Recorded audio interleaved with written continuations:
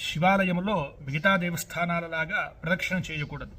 శివాలయానికి ఒక విశేషమైన ప్రదక్షిణా క్రమము ఉన్నది. అది ఏమిటంటే సోమసూత్ర ప్రదక్షిణమని కూడా అంటారు. దీనినే చండీ ప్రదక్షిణమని కూడా పిలుస్తారు. దీని గురించి లింగ పురాణములో తెలుపబడి ఉన్నది. అది ఏమిటి అంటే వృషంచండ వృషంచైవ సోమసూత్రం పునరవృషం చండంచ సోమసూత్రంచ పునశ్చండం పునరవృషం అని ప్రదక్షిణా క్రమాన్ని చెప్పబడి ఉన్నది.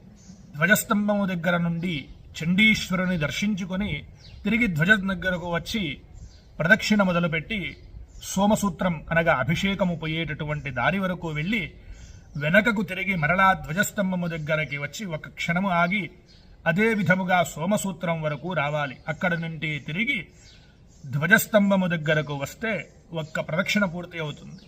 ఇటువంటి ప్రదక్షిణ చేయడం ద్వారా శివానుగ్రహం శీఘ్రంగా